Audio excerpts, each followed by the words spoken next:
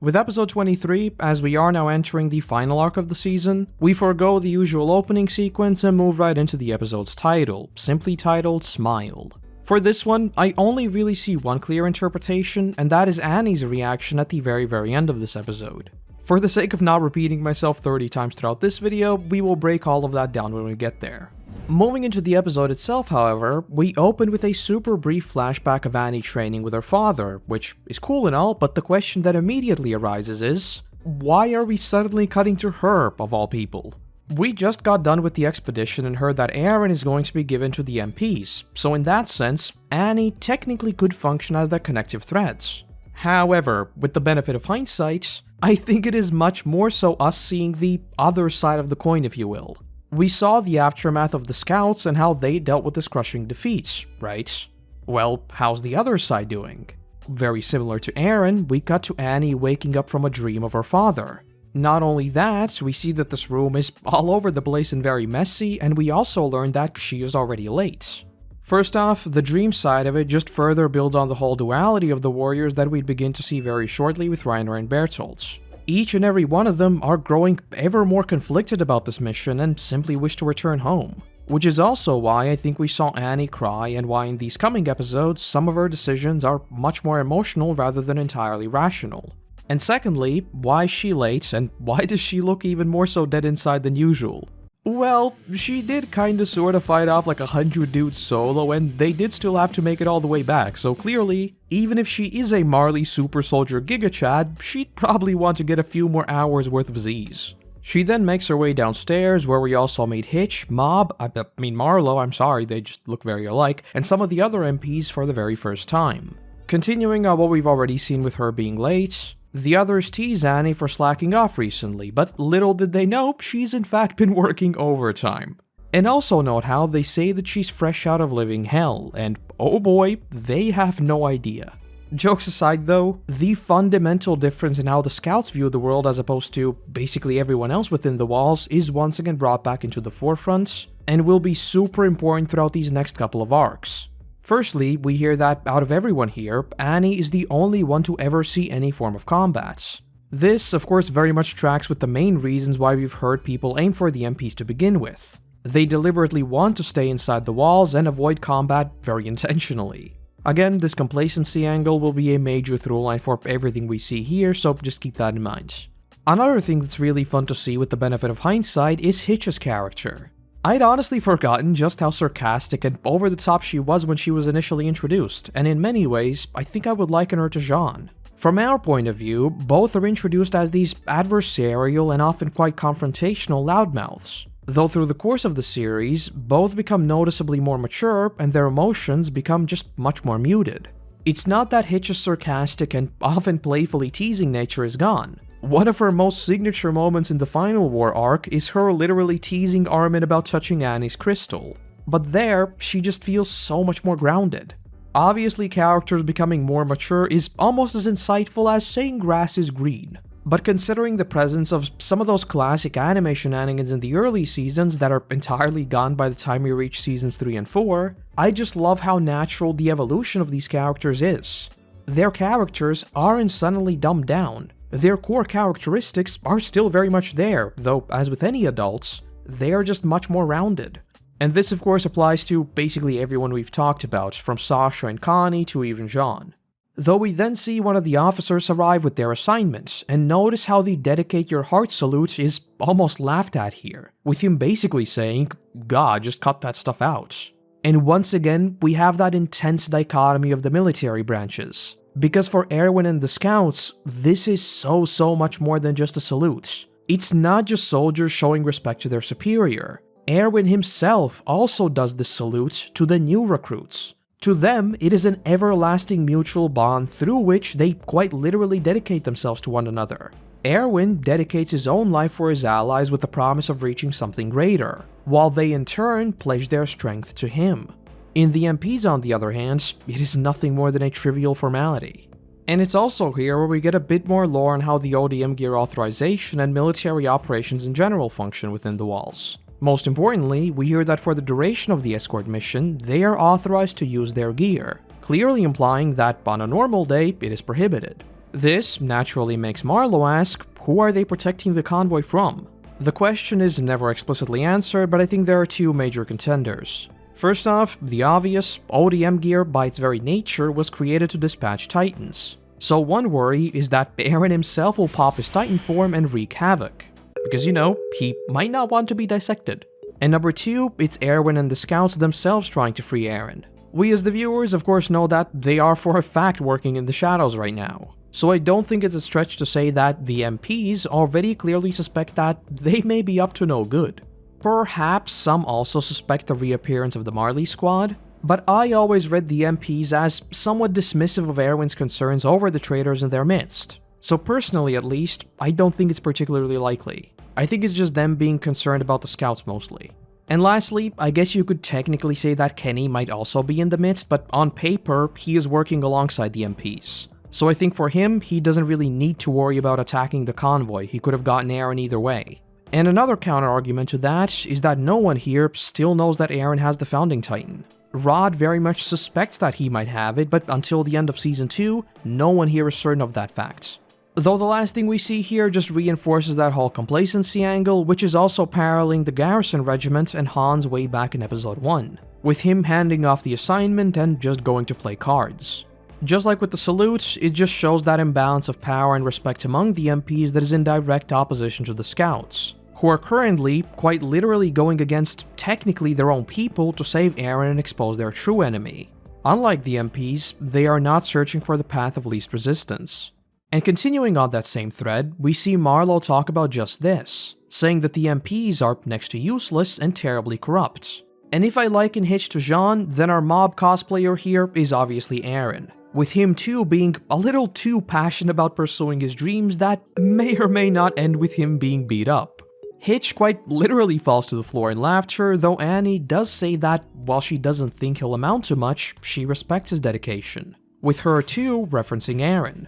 And do note how she does reference him, because yet again, I think it's important to take a step back from the story and ask, why does Marlowe exist in the story in the first place? Is he just there to convey that there are still people out there trying to make a change?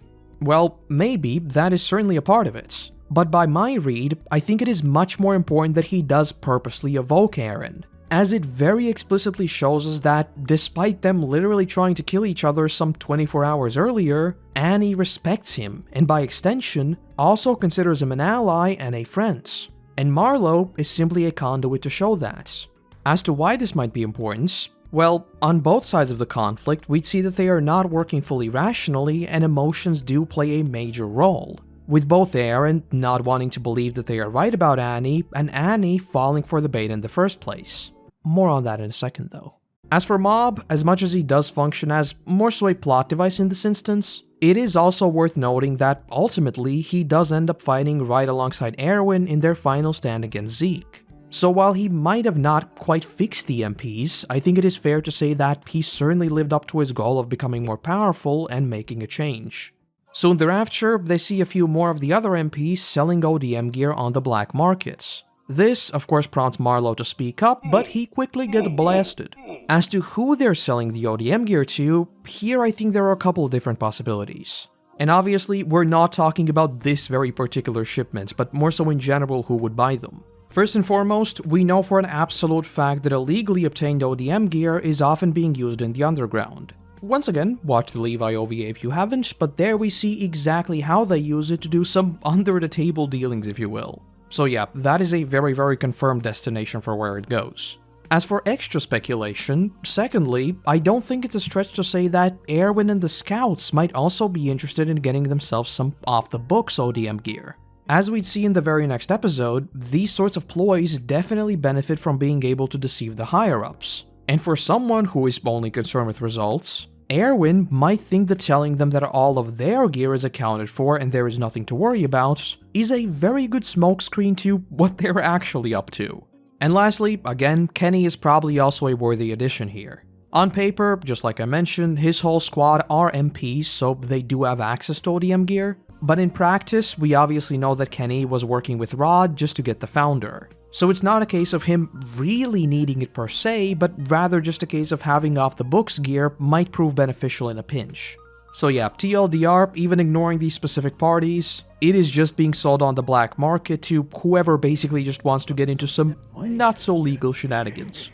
Returning to the story though, once again we see Annie step up for Marlowe, and here I think it's not just because she respects him, but also because she has seen this exact form of hierarchy in Marley already. And that is further shown as we see Marlowe consider picking up the gun, something Annie says she is not opposed to helping him with. So effectively, I think it's just a case of her seeing the same exact things happen here as in the warrior units, and clearly, it is bothering her. And finally, we see them briefly talk about Marlowe wanting to go against the flow, but saying that he couldn't, with him literally being on the ground while Annie is standing against the flow of the river in the background. And notably, unlike Marlowe who is struggling with this dream of making a change, Annie says the complete opposite. She wants to go with the flow, but the world never allowed her to.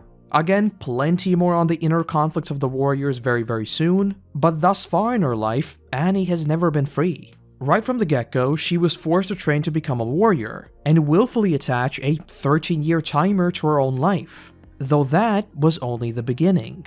Even after reaching the seemingly impossible goal, she is then sent off to this faraway island where, once again, she is forced to pull off the impossible. So I think it's perfectly in character for her to just want to let it all go, to just go with the flow and just forget everything. The only caveat here being that, above all, she still wants to make it home. Underneath that detachment she so much desires lies another very primal desire for acceptance and love, which is exactly why we see her try to fight both now as well as in the final season. She still wants to reunite with her father above all. Though with that, we jump on over to the mid-card, talking a little more about the MP, which on the face of it is no big deal as it only lays out basic facts about what they do, but to me, I was always baffled by the sheer number of people they have, with it saying that the MP alone has 2,000 people, which increases to 5,000 if you include the garrison soldiers. It's mentioned a few times that very few people pick the scouts for obvious reasons, but considering these numbers, the tiny squads we see the scouts roll with just seem that much more depressing just knowing how many more people could fight by their side. Returning to the episode though, we see Annie suddenly called by a cloaked Armin. And before I say anything else, there are a few things to note right from the get-go. At this point in time, Armin is a solid 95% certain that Annie is the female Titan. The only thing holding him back currently is just his trust in her as their ally. Rationally, he knows he's wrong, but emotionally, he just doesn't want it to be true. First stage of acceptance and all of that. Annie, on the other hand, I think very quickly begins to piece together that she is also being baited here. Her first reaction to seeing Armin is shock, which I think could be due to her just seeing that he made it out of the mission okay and that sort of makes her happy. Or it could already be her realizing that something about him seems off and he isn't acting like himself. Because, you know, he isn't. He's lying to her. So on both sides, we currently have some very strong cognitive dissonance. Both likely know they are enemies, but both just don't want it to be true.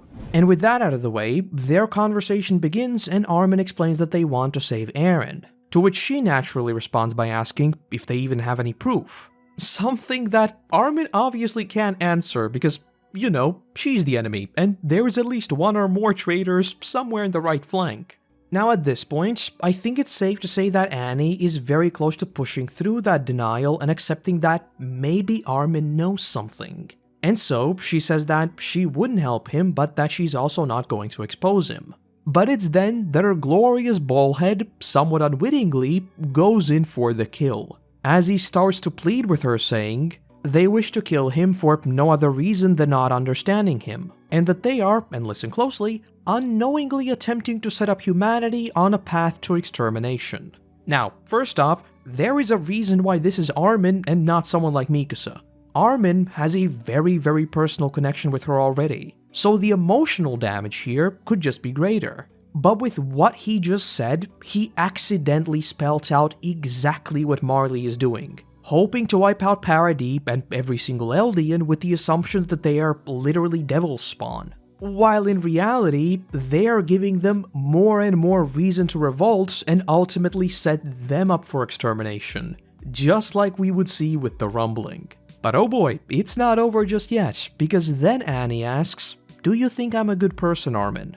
To which he responds by basically saying that it is a silly question and saying that labels like that are subjective. They largely dehumanize a person to some oversimplified metric, with the panning shot literally showing us Armin on both her left side and her right side. Or, in other words, the opposite sides of her inner turmoil around which side does she belong to. She is an Eldian and she is a soldier in Paradis, but she is also a warrior in the military of Marley. But that line about these subjective labels is definitely the one that hits the hardest, both from a realism point of view as well as in story. Quite literally, most of the Attack on Titan story is about the question of who is the true enemy, when the answer to that question is always the same and very simple: no one has any enemies. We'd see many times what were once enemies standing shoulder to shoulder, but we would also see once friends turned enemies. And that cycle of hatred would just never stop spinning. Again, there is a reason why the imagery of Attack on Titan goes from Eren being attacked within the walls to him being the attacker. Just like Armin says, these labels are purely subjective, and no one in this story is neither pure good or pure evil.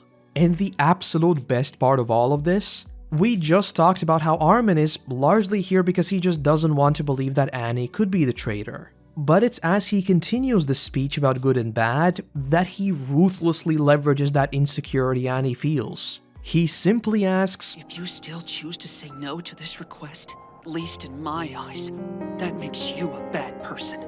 It is such a simple and somewhat trivial thing to say, right? But clearly, the slaughter she just went on weighs on her, and we've already seen that she does have a connection to Armin. So him suddenly throwing out the statement, not that Annie is bad, that doesn't mean anything, but that she is bad to him just hurts so much more. And so, I think for Annie, that cognitive dissonance at this point is just too much. She wants to almost atone for what she's done and help Armin, but at the same time, she likely knows full well that she's being set up. That is why she puts on the ring after all. But still, just like Armin with this entire plan, she wants to believe Armin.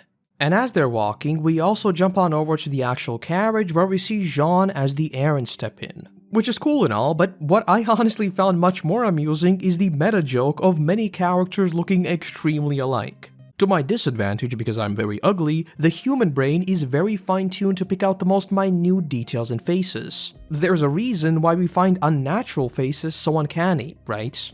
But the problem there is that it's kinda hard to do when a face is like 100% smooth in exactly the same tone, right? So if you slap Eren's hair on Jean, yeah, aside from maybe the head shape and the eyes, they do mostly look alike. So this is one of those things where we as the viewers are watching the anime and it's like, yeah, makes sense, they do sort of look alike. But when you really think about it, if they were real people, I mean, let's be honest here, it probably wouldn't have really worked that well, would it? But anyway, returning to Armin's squad, again, Annie is most certainly picking up on the fishy details in all of this. And so she asks, why did they literally just not bring Eren back at all? It's kinda hard for the MPs to get to Eren if Eren was never even here, right? But Armin, of course, just plays it off saying, well, yeah, we just thought playing by the book would raise less suspicion. And while yes, there is some validity in that since they are very much working under the MPs' noses, they are also obviously deceiving Annie. And that is on full display as they reach the tunnel, where suddenly,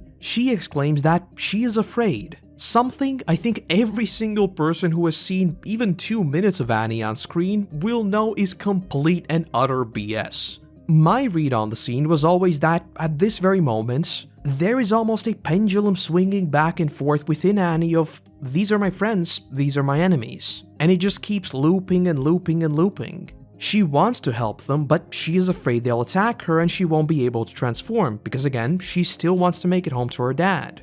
Of course, I won't play dumb here, some of this is clearly just to play up drama, it is all still a story after all. But from a character point of view, I don't think it's a stretch to say that on both sides here, we are simply seeing people trying to deceive themselves into thinking that the opposite party is not an enemy.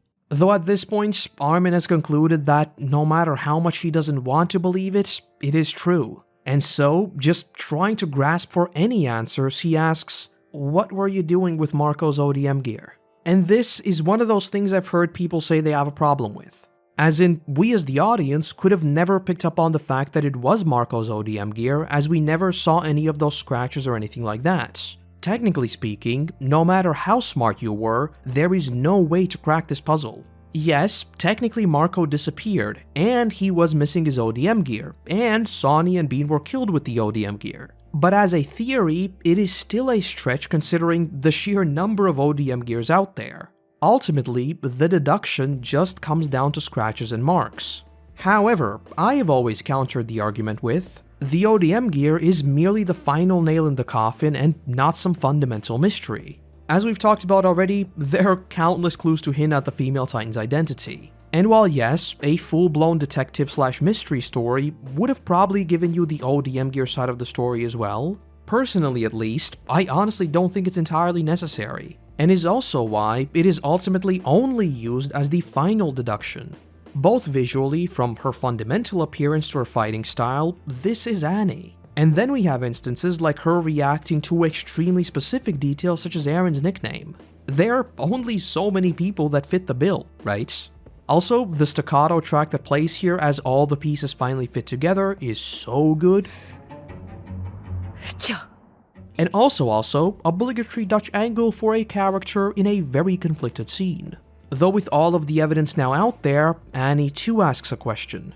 Just like Armin, not to confirm anything, but just to grasp for any answers why. Asking, if you knew everything, why didn't you do anything?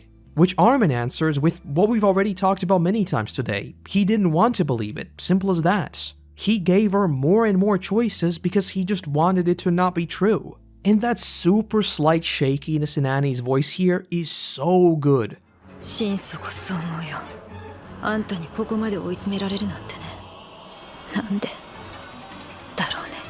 We're here because I let you live. I never dreamed you'd end up cornering me like this. Why didn't I do anything then? Both the Japanese VA and the English VA nail that sense of just being moments away from cracking. But with that, Annie says that she failed to become a warrior. And as that music escalates and Mikasa draws her blades, the music abruptly cuts short and Annie simply laughs. And listen to the background here, it's almost like a band of horses about to close in on them. It's a very quick and neat way of conveying just how the walls are closing in on everyone here. Though with Annie, I've seen some people say that her laugh is a little, well, too thirsty, I guess. And while I do see the argument in that, I think the blush is what really does it, I do still have a bit of a different point of view on it. To me, it's one of those moments where an emotional reaction we see from a character does not at all match to what you'd expect, simply because they have reached an absolute breaking point. I'm not going to show the scene because I don't want to accidentally spoil someone, but just think of the crawlspace scene in Breaking Bad. And for an in Attack on Titan example, we see Eren laughing after the death of Hans and later Sasha as well. Clearly, the reaction you expect is sadness, but the laughter just cuts through all of that because it just feels so wrong. It doesn't make sense, and it's not meant to make sense. Anyone who's seen people cope with tragedy will likely have seen a wide variety of reactions. Some freeze up and dissociate, some get through it with jokes, some deal with it in self-destructive ways, some deal with it through anger. It is not consistent at all, and that is why I love this moment. Instead of some grand declaration of battle or anything like that, suddenly the usual stone-cold Annie bursts out in laughter. For the first time since we've seen her, she depicts emotions, and not just emotions, but incredibly vibrant ones, because again, she snaps here. This isn't a, I'm a bad guy and I will let out a comical laugh. I genuinely think that this is where she realizes that she doesn't have to act anymore, and that break in character just results in this very odd reaction. That aside though, as per usual, we see some incredible camera work here as we too stand behind Annie, as both us as the viewer and she are completely encircled. And as she is restrained, Mikasa notices the ring as we get this close-up on Annie's face, which is once again completely cold and composed. And what I love here is how Annie's transformation is given no room to breathe whatsoever, it just happens. Mikasa notices the ring and 3 seconds later, boom.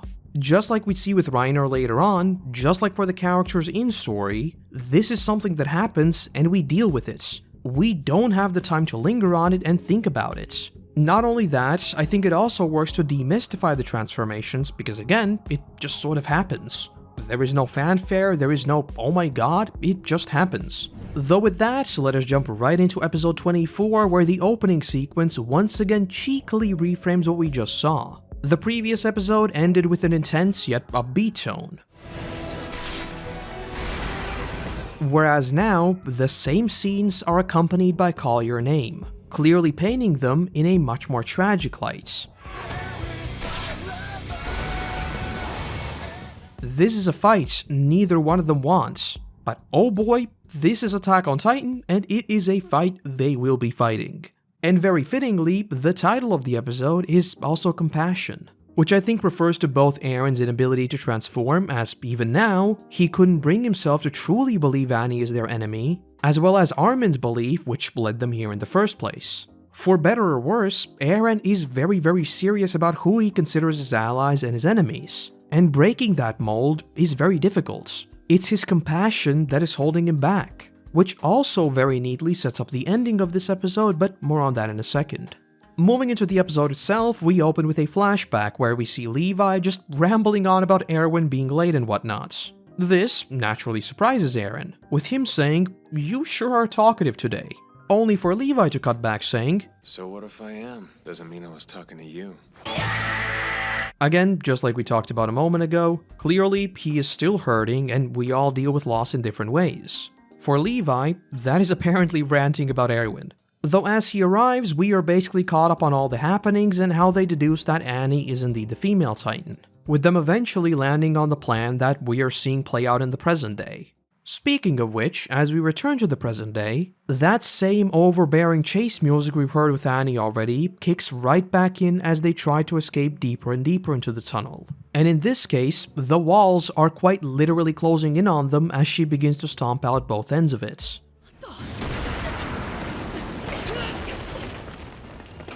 Though with that, we get to what is for me the most interesting part here, as Eren tries transforming but once again fails. At which point, Mikasa straight up pulls a future Eren stare before it was cool asking, "Don't tell me you're still thinking she's a friend.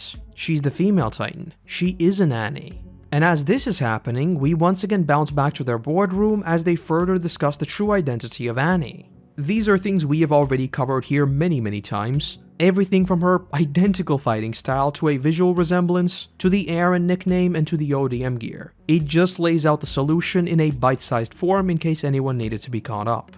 And okay, I know some of you are probably already expecting me to say this, and yes, I fully understand that this is like 300% tinfoil theory, but knowing what we know now, I just can't help but not think about Mikasa's whole, "You know she's the enemy. In that case, shouldn't you be fighting?" monologue. Because man, does that not straight up sound like Eren? And the close-ups on Mikasa's super detailed blue eyes, evoking those same exact feelings as future Eren way later? Everything here just seems so fishy knowing what we know in the story currently. I'm not saying Eren/Ymir are somehow pushing Mikasa to do something, but man, does it seem like Eren/Ymir is controlling Mikasa to push himself in a certain direction? Whether that is in some way connected to the whole Ackerman mystery, I guess is yet to be seen. But like, this is straight up Eren whispering, isn't it? Okay, taking the tinfoil off a little bit, I think it could also just be a case of conveying how Eren ultimately got to the point where he did.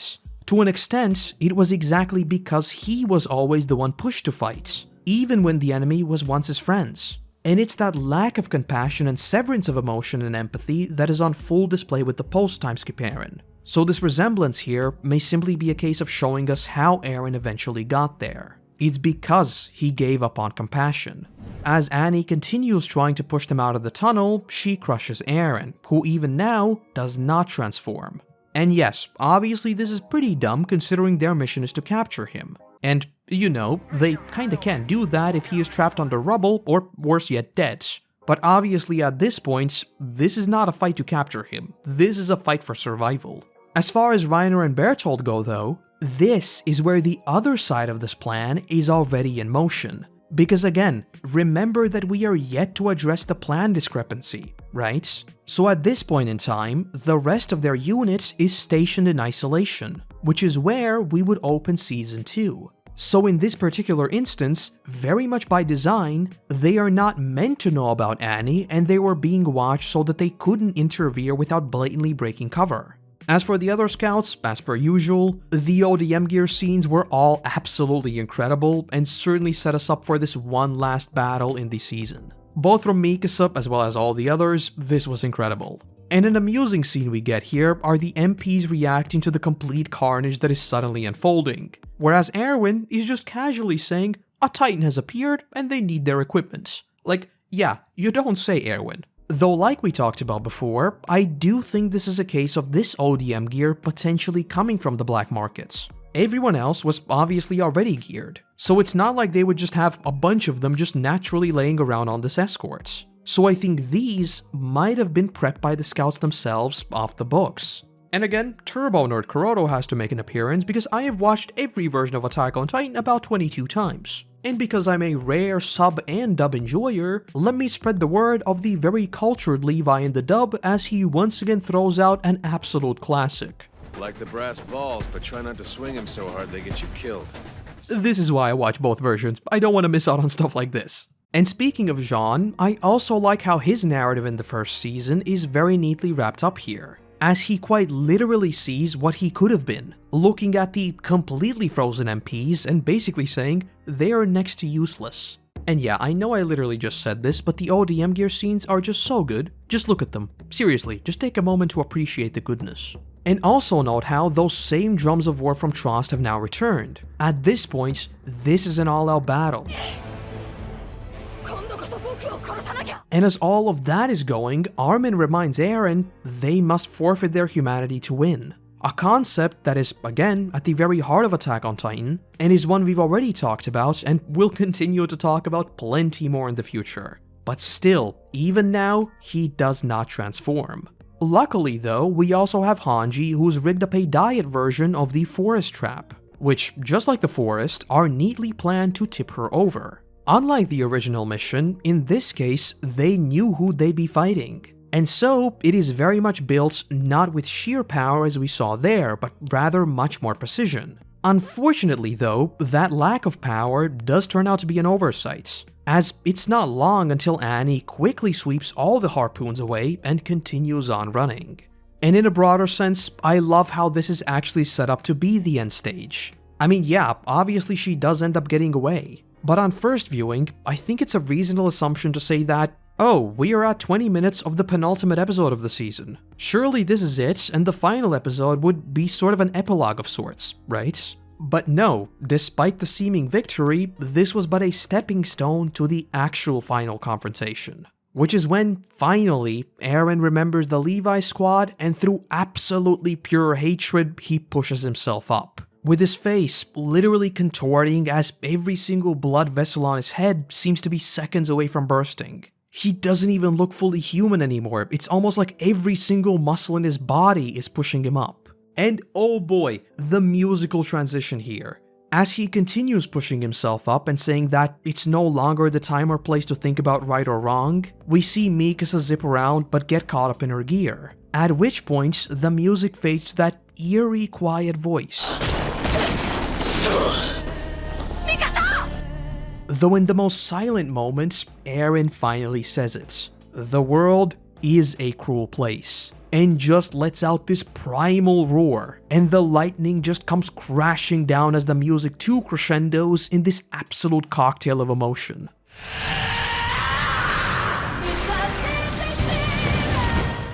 I'll be honest with you, this is a scene that always has me covered in goosebumps no matter how many times I watch it. I'm a sucker for Attack on Titan's usual motif transitions. But man, with the lightning coming down here, which by the way, also isn't uniform as we see with Annie or basically every other time in the series. This time, it is chaotic, it is all over the place. It crackles all around, even in the air before concentrating on Eren. It is just so satisfying.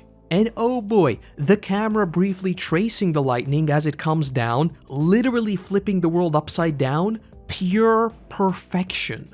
And as he marches toward Annie, the very buildings around them shake, the windows shatter before his footsteps alone. And finally, he just launches himself ahead and bashes Annie right across the face. With us, just like with the very first transformation, seeing the sheer power of his punches conveyed in the pulse going through his muscles.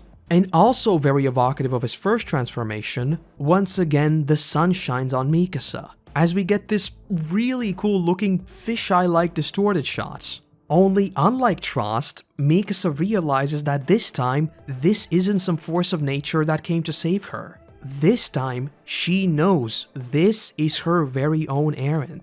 And speaking of our very own Eren, the close-up on his Titan here is also just so cool looking. It straight up looks like a mangled creature from the most metal horror thing of all time. It is perfect down to the last minute. And with that, those are episodes 23 and 24. This one turned out to be way longer than I expected, but here we are. I've already rambled on long enough, so I'll just say that all the pieces are very much in motion. So next time we'll be wrapping up the 3-episode mini-arc, the climax of the female Titan story, and of course, the finale of Season 1. So I hope to see you back as we continue overanalyzing Attack on Titan. And that's the video. I may or may not have just gotten done recording the next video and my voice is basically gone, so let's keep this brief. I want to give a massive thank you to our current patrons and YouTube members who allow me to produce even more of these for you all. And let's also give a warm welcome to the newest member of the team, Khalid. Without you, there'd be a whole lot less of my ramblings, so seriously, thank you. Other than that, I want to say thank you very much for watching, I hope you have a great day, and hopefully, I'll see you in the next one. Bye bye!